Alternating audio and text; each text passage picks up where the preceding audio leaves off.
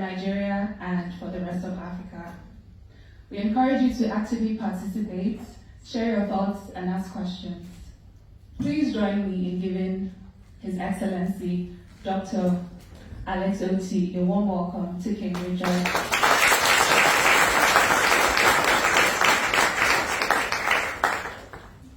Thank you so much, Your Excellency, for being with us today.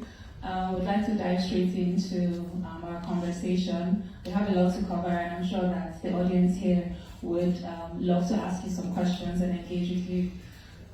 So the first question would be, after an illustrious career in banking and finance, you decided to go into public service. What was the driving force for that decision? I would like to know what led you into making that change in career into public service.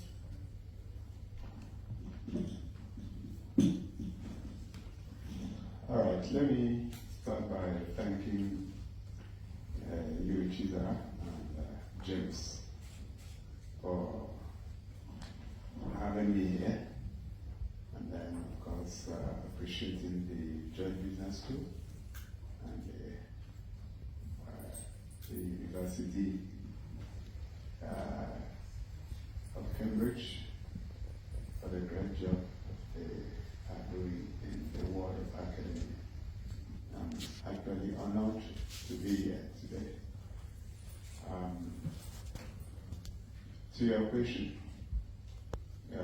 it's something that I believe was natural.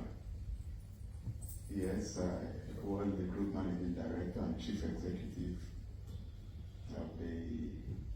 of a fast-growing bank at that time. Joined the bank in 2011. In terms of the metrics for measurement, it was somewhere about number 15, number 16 out of the 21 banks at that time. And in record time of 3 years, my team and I were touching number 6,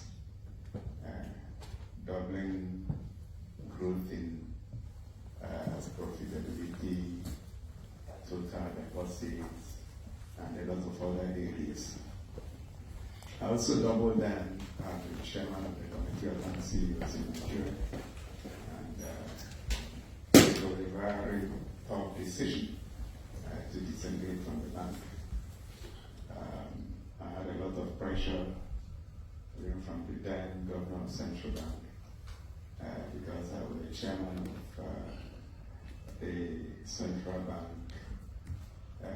Committee on Sustainability, Gender and Economic Development. So, but I had thought about it. I come from a state with a lot of potentials to do well, but then had been underperforming.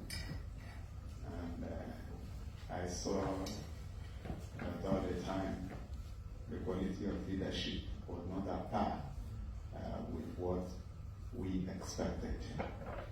And the easiest thing to do was to fold my arms and continue to enjoy the comfort of my office at that time. But then you ask yourself, who will buy the cat? And I thought I should make a sacrifice because I strongly believe that you can never make omelets without breaking eggs. So it was a difficult decision. There was pressure from my family. I remember my father-in-law, who was alive then, we lost him in 2020. Someone he was very close to me, very cerebral. And after so much argument, he had to give me permission because he thought I needed to go. So the performance of my state was not at par, and I thought I could do something about it. The people themselves were also going down in terms of poverty rate, in terms of unemployment, in terms of quality of education, quality of healthcare, infrastructural decay, particularly Abia, which I'm very passionate about. I was born in Abia, school in Abia, and I knew what Abia used to be to those watched in less than 2 decades after decline.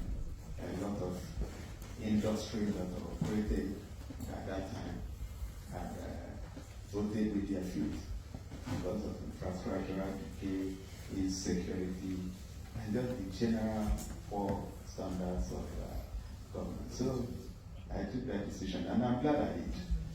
Even though it took 10 years for me to get there, but then all that ends well is well. So I believe it was the right decision, and I will encourage